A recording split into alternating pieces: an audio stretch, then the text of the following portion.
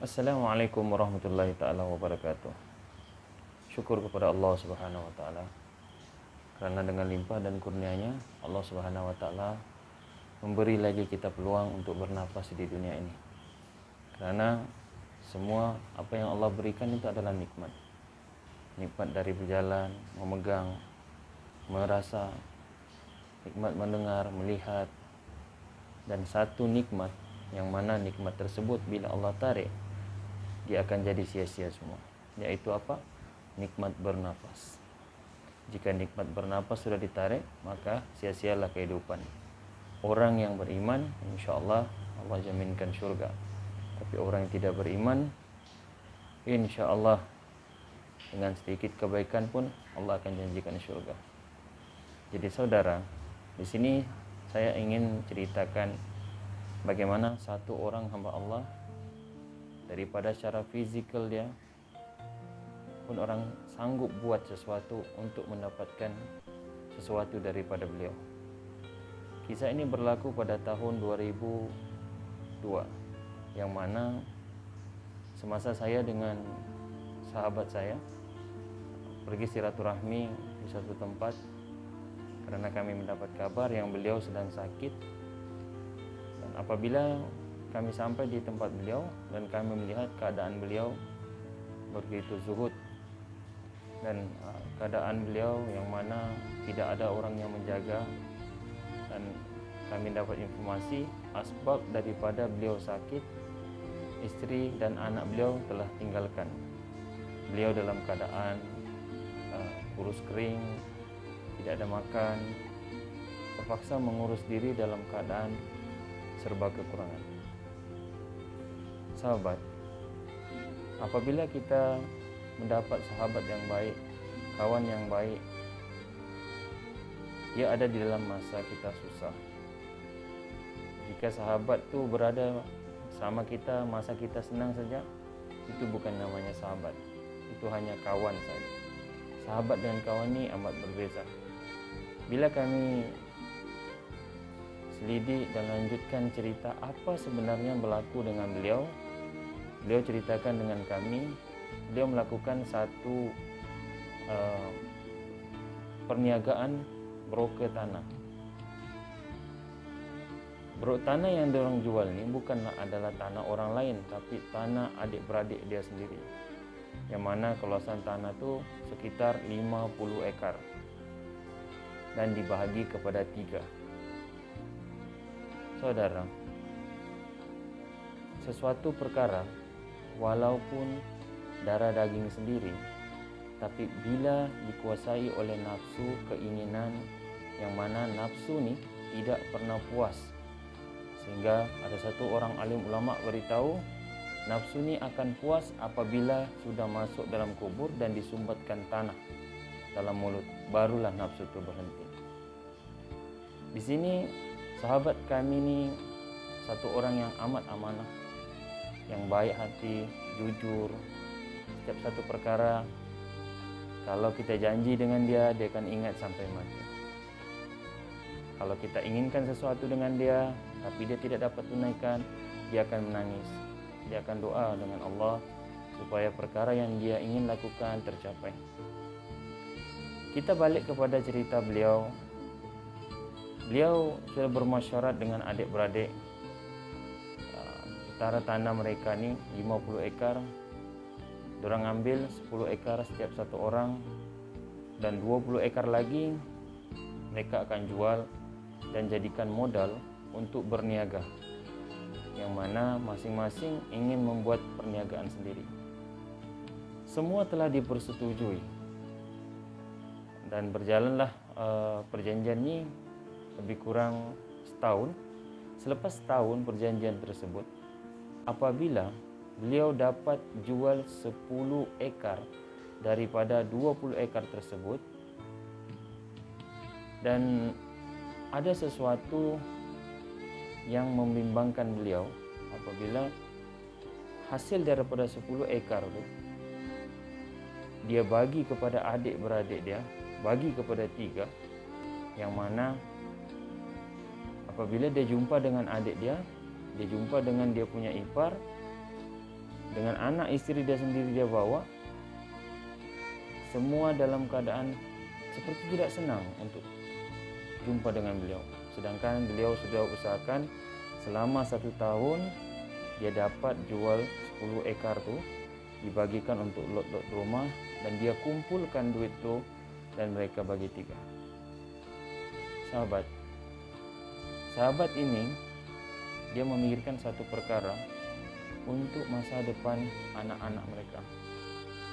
Dan dia ada cadangkan 10 ekar itu lagi untuk didirikan madrasah, tempat pengajian. Tapi oleh kerana tidak dipersetujui oleh adik-beradiknya, maka disitulah permulaan sesuatu perkara yang mana melibatkan tidak puas hati. Di depan dia cakap iya, belakang dia cakap tidak. Sahabat, tidak semua manusia di dunia ini dia berkawan dengan kita kerana kebaikan kita. Tapi ada manusia yang berkawan dengan kita kerana dia inginkan sesuatu dengan kita. Beginilah berlaku dengan sahabat kami. Beliau adalah satu orang yang sehat. Apabila sudah dia buat pemberitahuan, dia beritahu dengan adik-beradik dia bahawa 10 ekar tu dia akan buat madrasah. Tapi dia tidak putuskan lagi jika 2 orang adik-beradik tersebut tidak mempersetujui. Tapi ada kemungkinan beliau pun bagi tahu dengan kami, oleh disebabkan dulu beliau adalah satu orang yang tegas dan satu orang dia orang yang paling tua di antara orang 3, dia paling tua. Mungkin adik dia tidak berani lawan cakap. Apabila lepas dia balik daripada jumpa dengan adik-beradik untuk cadangkan buat madrasah, pada malam tu dia dibagi satu mimpi, yang mana mimpi itu datang adalah tanda-tanda orang yang akan kena santet. Semasa beliau tidur, dia termimpi digigit oleh ular, dibelit oleh ular, dan jatuh daripada tempat yang tinggi. Itu adalah tanda-tanda orang yang kena santau atau kena sihir. Maka beliau hanya berpandangan yang baik saja, memikirkan benda yang baik-baik saja. Dia menganggap itu adalah satu gurauan mimpi. Ada semasa beliau masih sehat, beliau ada telefon kami, tanya apa maksud daripada mimpi. Dan kami beritahu, tuan, kamu kena buat sedikit amalan. Alhamdulillah dia dapat tepis. Dengan izin Allah, semua dapat ditepis. Tapi ada masanya beliau dalam keadaan penat. Datanglah satu orang budak ke rumahnya membawa satu bungkusan. Dia pun sendiri tidak kenal budak tu. Dia berikan kepada sahabat tersebut. Dia seperti buah-buahan. Dia pun tidak pasti buah apa yang dibagi. Dan dia makanlah bersama dengan istri dan anak. Perkara pertama berlaku, selang 3 hari dia sudah mula ada pertengkaran dengan istri. Walaupun hanya perkara yang kecil.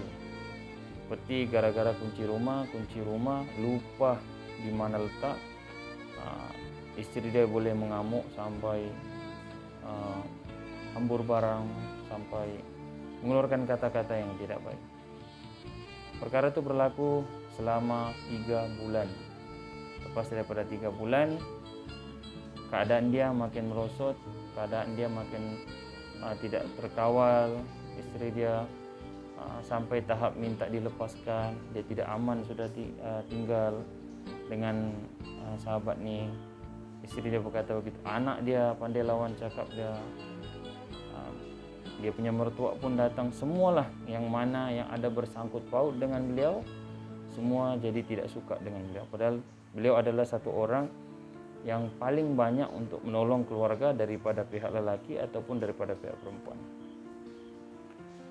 Dia ada telefon dengan kami dan kami beritahu, kamu sudah kena santau. Tapi pada masa itu kami berada di negara jiran selama lebih kurang dalam 40 hari begitu kami balik, dan akhirnya kami jumpa beliau di Sendakan dalam keadaan beliau memang amat zuhud dan amat kritikal dia punya keadaan yang begitu tidak teratur. Kami teramat sedih apabila dia ceritakan apa berlaku dengan beliau. Pada masa itulah kami lakukan ruqyah ke atas beliau dan kami berdiskus dengan jin yang berada dalam badan beliau, dan akhirnya kami tahulah apa sebabnya. Semasa kami ruqyah dia, benda pertama yang keluar daripada mulutnya, Allahu Akbar, semua kuasa Allah, paku setengah kilo keluar daripada mulut beliau.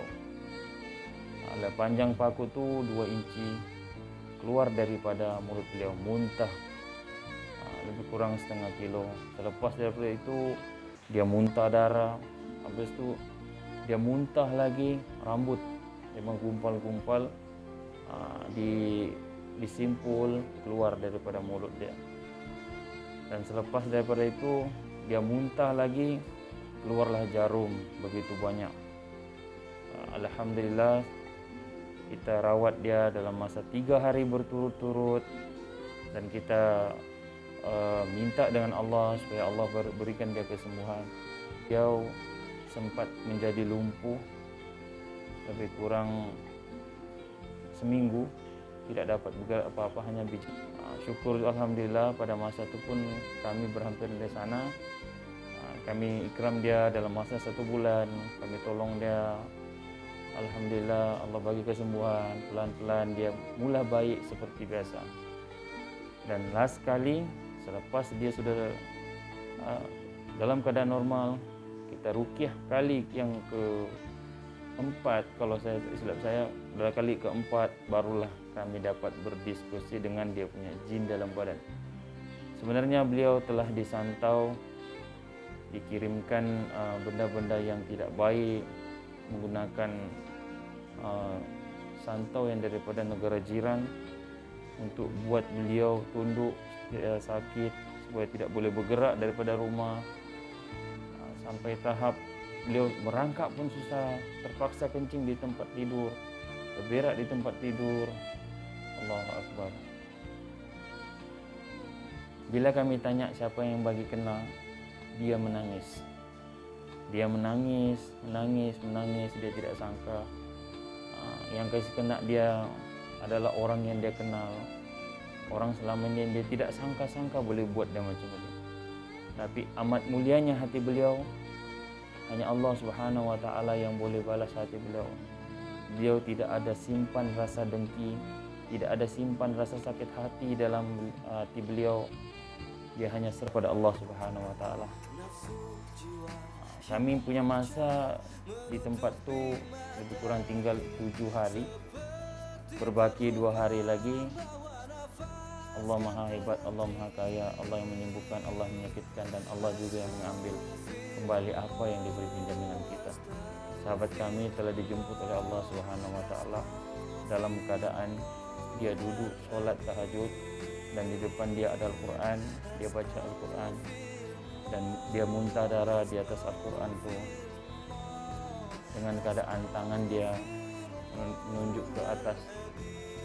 Pastinya selalunya beliau ni selepas selama kami kenal lebih kurang dalam 11 tahun, beliau akan ucap La ilaha illallah Muhammadar Rasulullah. Sebelum dia bercakap dia akan ucap tu, selepas dia bercakap dia akan ucap tu, selepas dia solat dia ucap tu, selepas dia mengaji dia akan ucap tu. InsyaAllah mudah-mudahan dia akan ditempatkan bersama dengan orang-orang yang beriman. Jadi sahabat, harta di dunia ni kita boleh cari, tapi bukan untuk dibawa mati.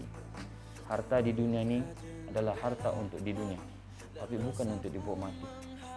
Janganlah kamu kumpulkan harta semata-mata untuk menyenangkan anak kamu, tapi kumpullah iman dan ajarlah mereka bagaimana bawa bekal nanti ke akhirat kelak.